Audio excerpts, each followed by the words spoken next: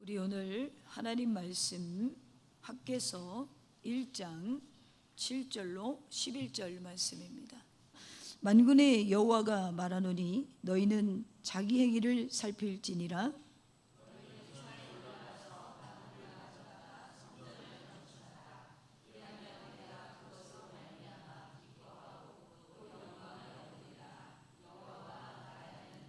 너희가 많은 것을 말았으나 도리어 적었고 너희가 그곳을 집으로 가져갔으나 내가 불어버렸느니라.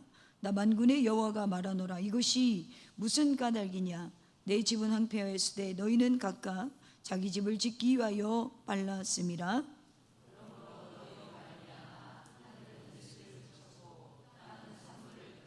다 같이 합니다.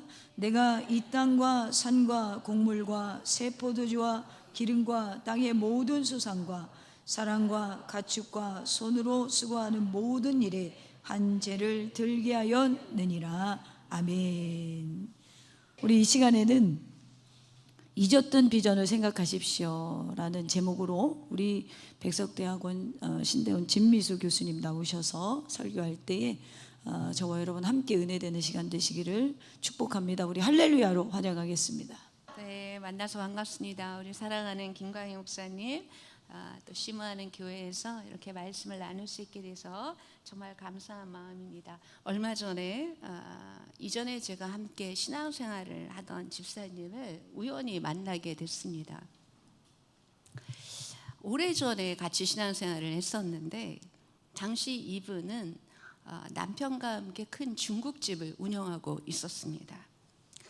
그런데 장사가 잘 안 됐어요. 안 되고 그래서 사업을 접자 그렇게 결정을 하고 집을 내놨습니다. 중국집을 내놨는데 1년이 지나도록 사겠다는 사람이 나타나지 않는 것이에요. 식당 일이 매우 힘들다라는 건 많이 들어서 알고 계실 것입니다. 거기다가 이제 이분들이 몸이 별로 두 분 다 좋지를 않습니다.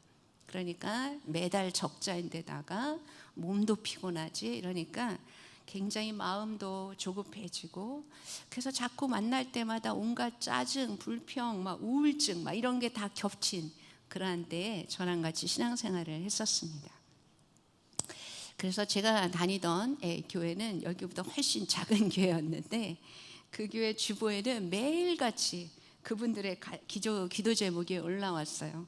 제가 이름은 밝히지 않겠습니다. 혹시 추적 들어갈까 봐. 네. 예. 아무튼 이 집을 팔아주세요. 항상 그 집에 이름을 넣고 이 집을 팔아주세요 라고 함께 통성으로 늘 기도했었습니다. 그런데 1년이 넘도록 팔려지지가 않으니까 이 집사님과 남편이 굉장히 조급해하는 것이었습니다. 그런데 이 성격만 이상해지는 게 아니라 신앙도 이상해지더라고요. 자꾸 하나님께 반항하고 주일 예배도 빠지고 우리 뭐 금요 철야도 빠지고, 무엇보다도 이렇게 집사님들 막 이렇게 성도들이 다가가면 자꾸 차갑게 밀쳐내는 거예요. 그러면서 하는 얘기가 기도하면 뭐하냐, 하나님 들어주시지도 않는다, 그러면서 내가 하나님 괜히 믿었다 막 이렇게까지도 자꾸 얘기를 하니까 모두의 심기가 매우 불편해졌습니다. 어느 날 그런 집사님의 모습을 보던 목사님이 참다 한마디 했습니다. 뭐라고 했느냐? 집사님, 집 팔고 싶으세요? 그러면 하나님을 더 잘 믿으셔야죠. 교회 봉사도 더욱 잘하셔야죠. 그래 하나님께서 보시고 집사님을 기뻐하셔서 그 집을 팔아줄 거 아닙니까? 자, 그랬더니 집사님이 또 이렇게 답을 하는 거예요.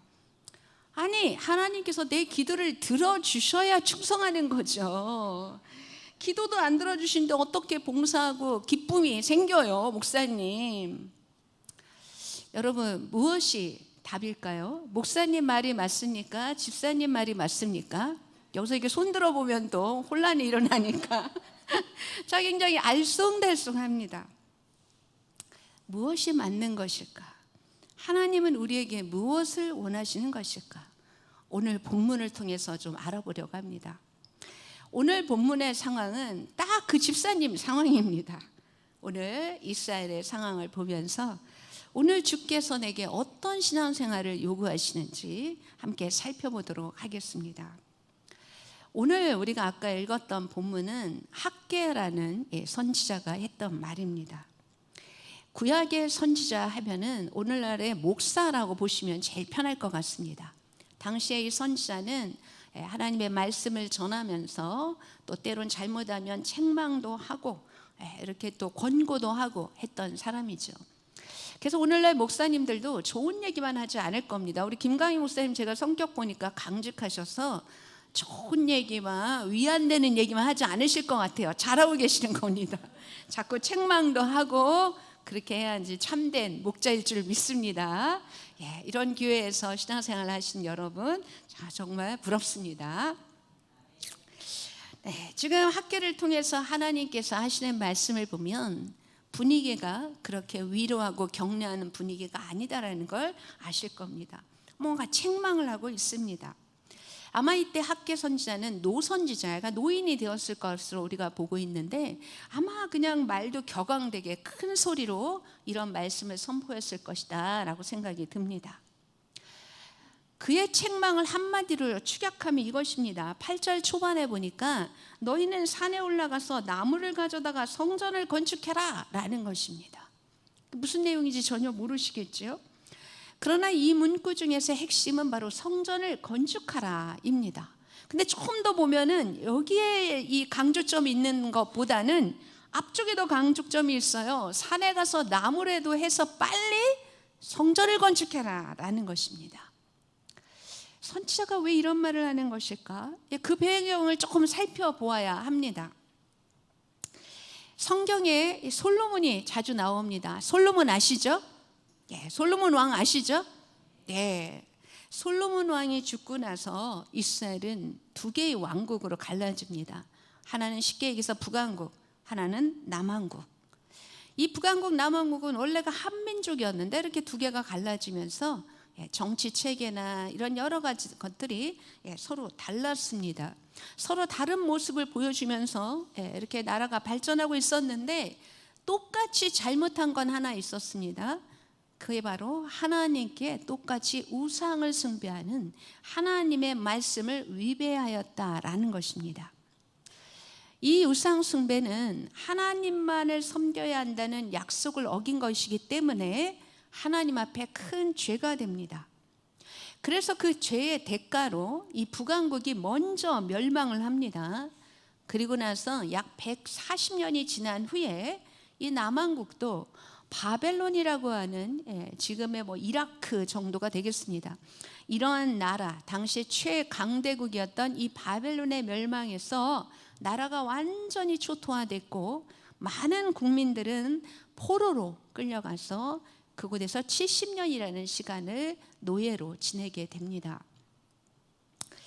남왕국 사람들은 이 바벨론이라는 나라에 끌려가서 노예 생활을 하면서 그제서야 크게 두 가지를 깨달았습니다.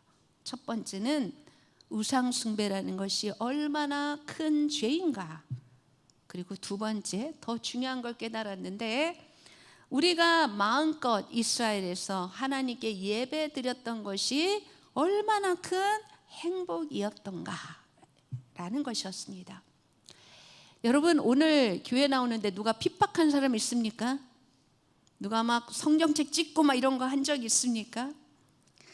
우리가 이렇게 마음껏 예배드리고 하나님께 찬양드리고 기도할 수 있다는 것, 이것이 얼마나 큰 행복이고 우리만이 갖고 있는 특권인지 여러분이 아시기를 축원합니다.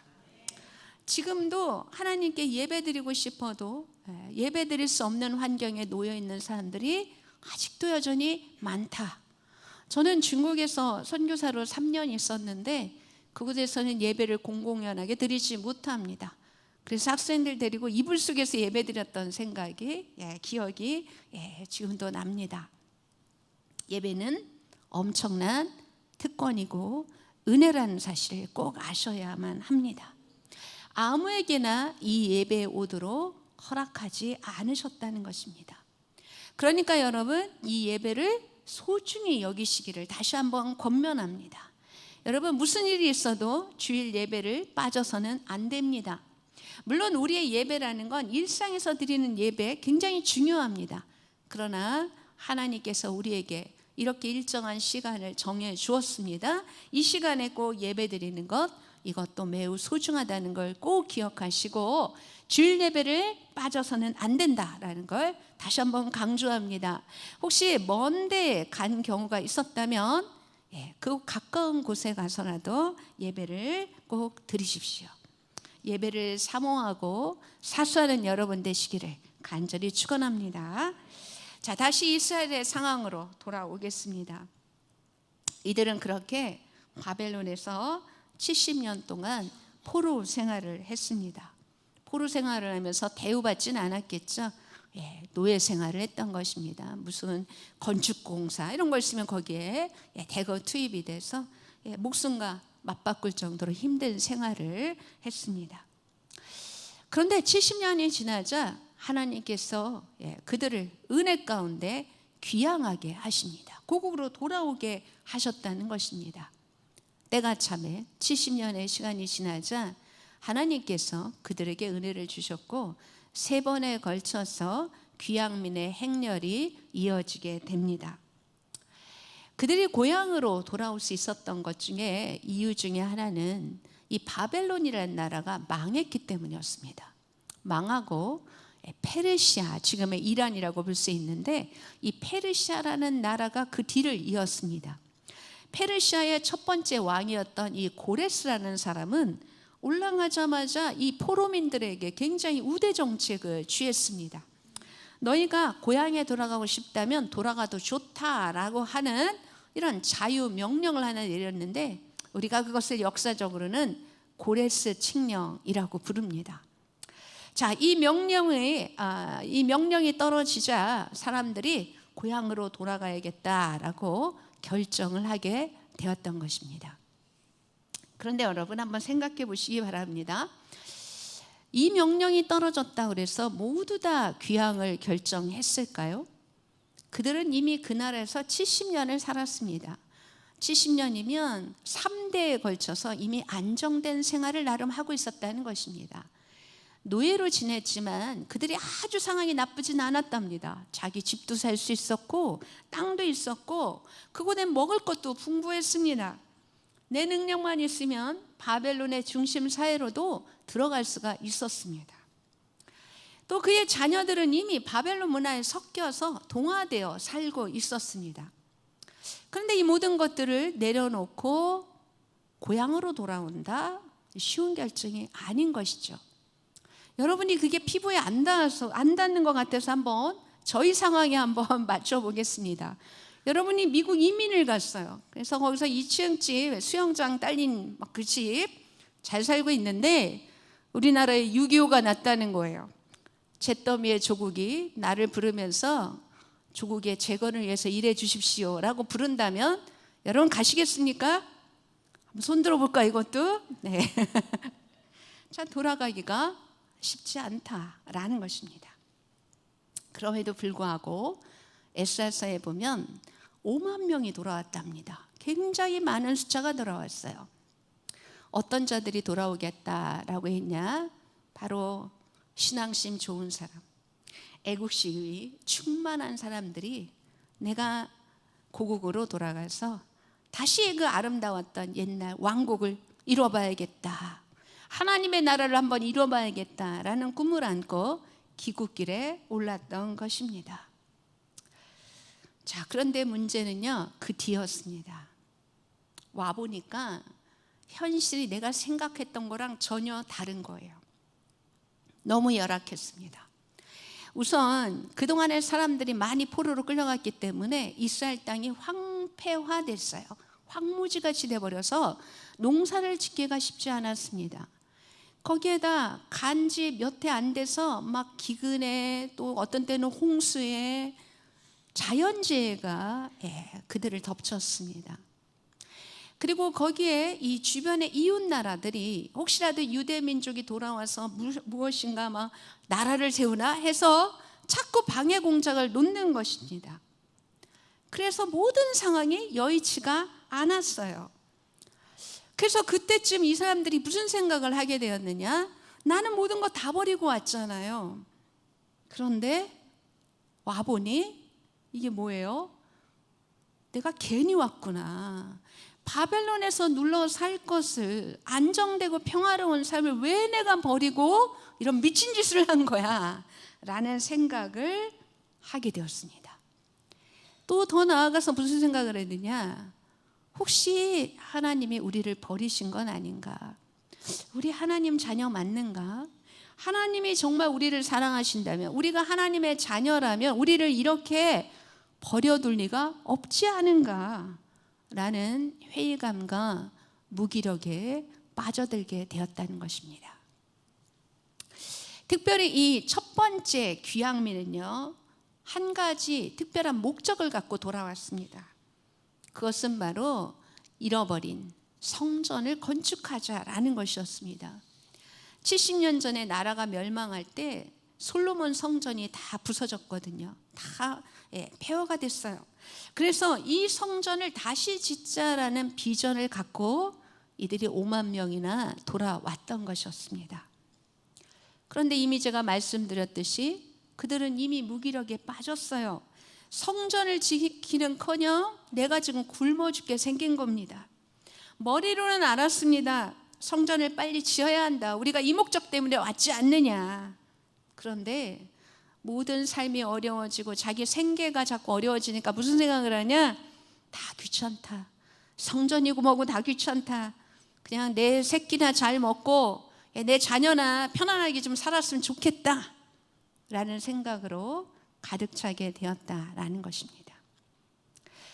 그래서 그들의 성전 재건의 꿈은 차일피일 기초공사만 해놓고 미루게 되었고 17년간 계속 지연시키게 되었습니다.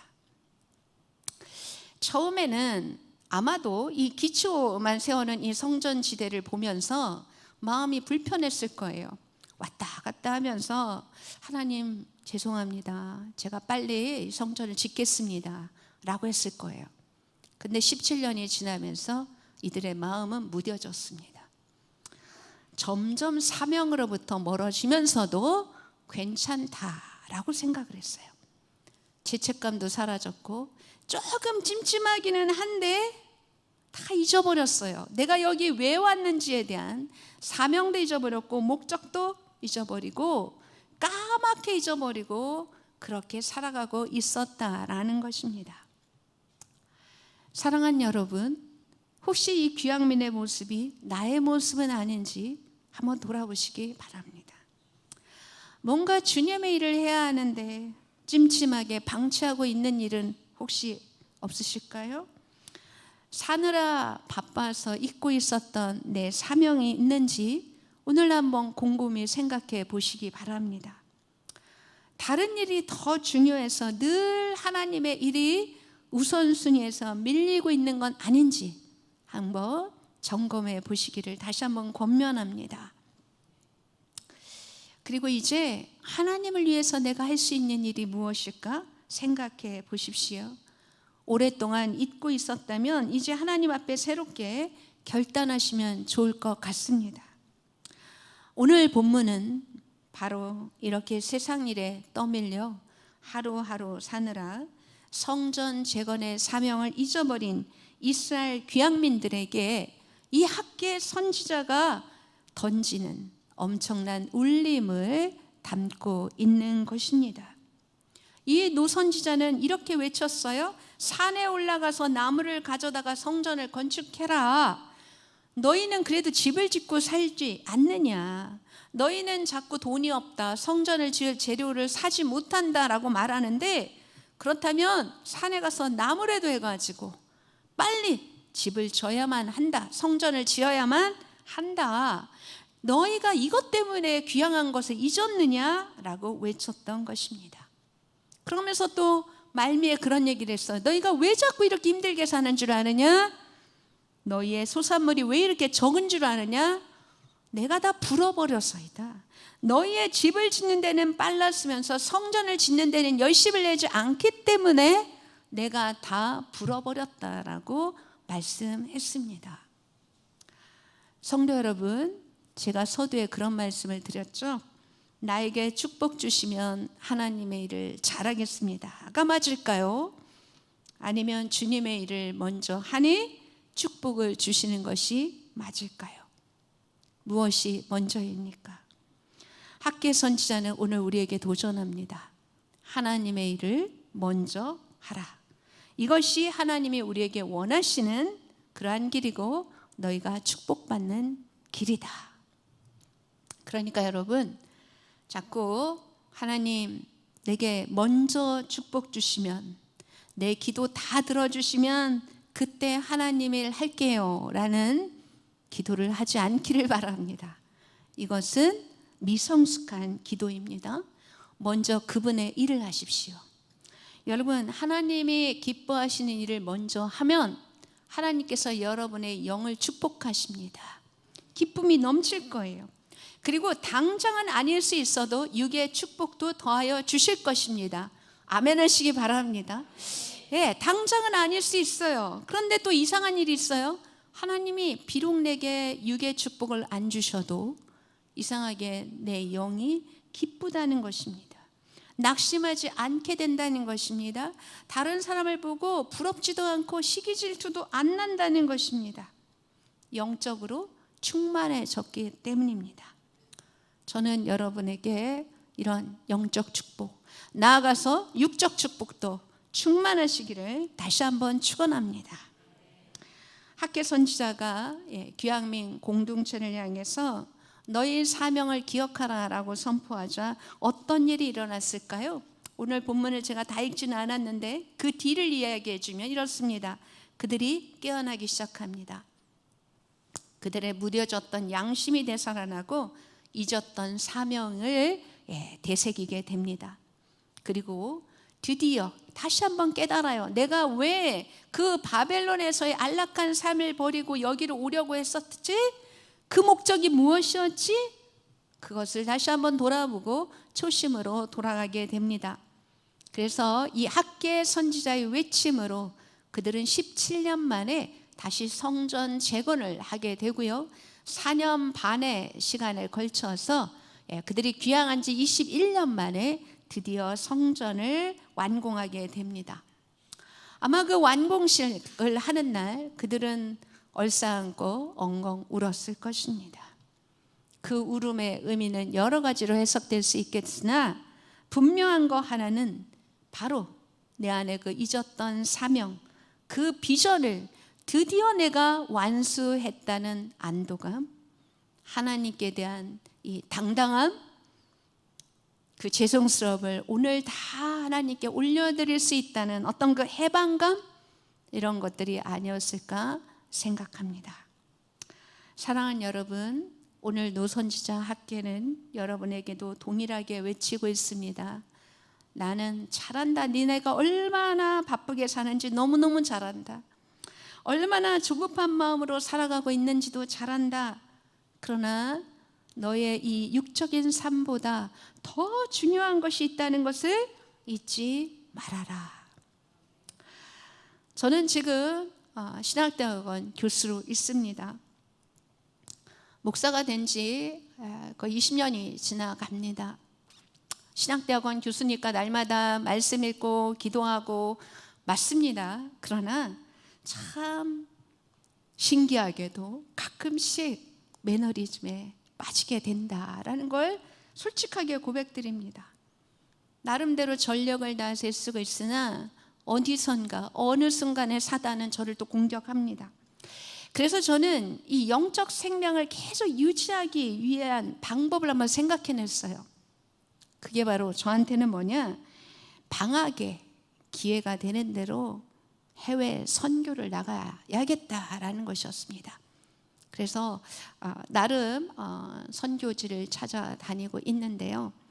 지난 1월 중순에는 가장 멀리 갔다 왔습니다. 아프리카에 갔다 왔는데요. 여러분은 저도 처음 들었으니까 여러분도 한 번도 안 들어보셨을 거예요. 수단이란 나라는 아시죠? 수단 옆에 차드라고 하는 나라가 있어요. 꽤 큰 나라입니다.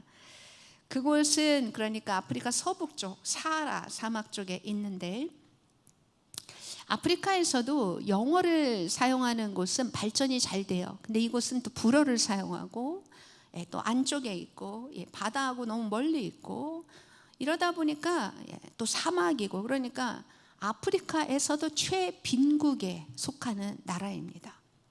제가 아는 선교사님의 초청으로 저는 9일간 그곳 현지 목회자들 말씀 세미나를 다녀왔습니다. 그리고 그곳에 우물을 하나 팠어요. 그래서 제가 오늘 여러분에게 그런 감동을 함께 나누고 싶어서 동영상과 사진을 몇 장 준비해 왔습니다. 먼저 우물판 동영상 잠깐 보여드릴게요. 보고 말씀 나누겠습니다.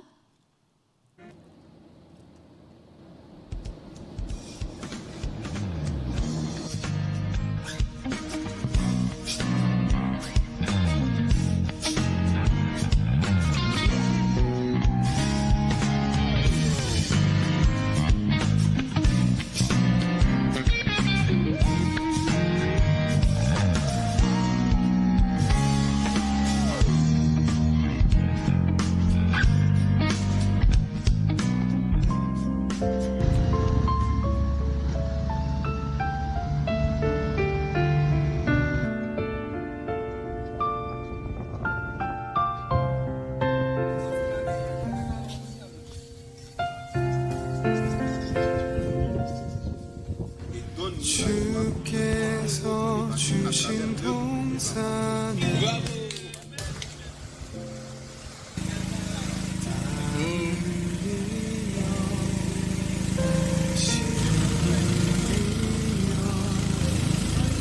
내 모든 삶을 드리리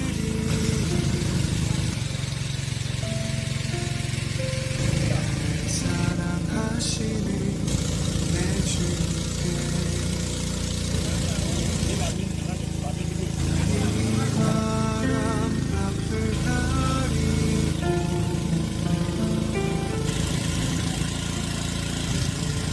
이제는 쇠잔에 져도 내 모든 삶을 드리리 내 사모하는 내 주께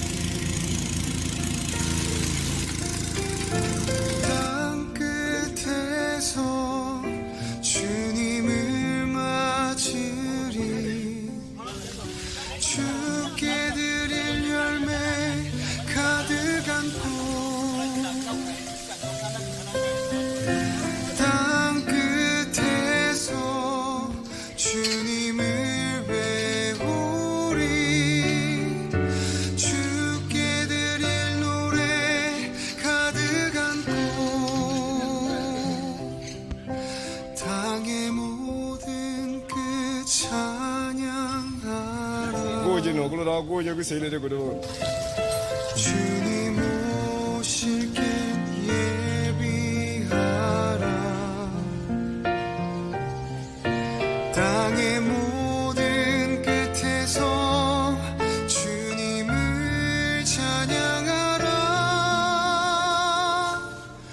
영광의 주님 곧 오시리라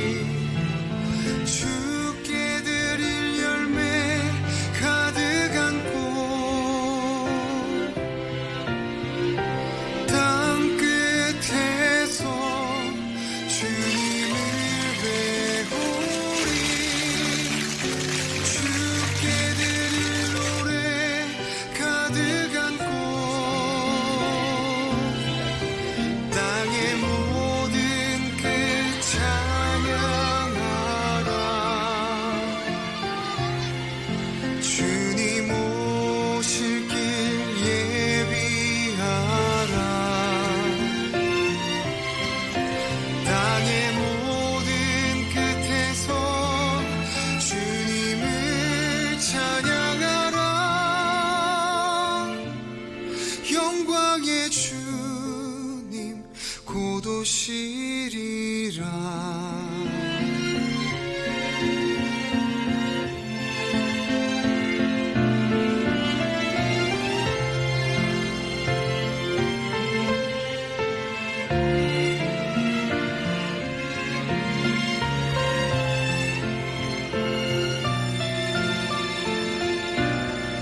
영광의 주님 곧 오시리라.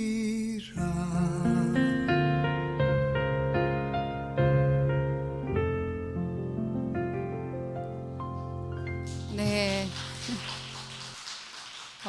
제가 이제 이번 1월에 여길 갔어요. 네, 저기는 그래도 교복이에요. 저게 교복을 입고 있는 학생들이기 때문에 엄청 잘 자란 집안의 아이들이라는데 그런 동네에 그런 학교에 우물이 없는 거예요. 그러니까 보통 다른 애들은 오죽하겠습니까? 그래서 제가 거기 가서 이제 교장 선생님이 와서 막 90도 각도로 저한테 인사를 해서 제가 왜 그러시냐고 난 한 게 없다 그랬더니 아니라고, 여기는 이 우물이 얘네들 그냥 한 끼다. 한 끼 그냥 식사다. 그러면서 너무나 큰 생명수를 주셨다라면서 저한테 너무 감사해서 제가 오히려 민망했는데 정말 그 아프리카 차드라는 곳이 얼마나 열악한지 제가 한번 사진으로도 한번 보여드리겠습니다.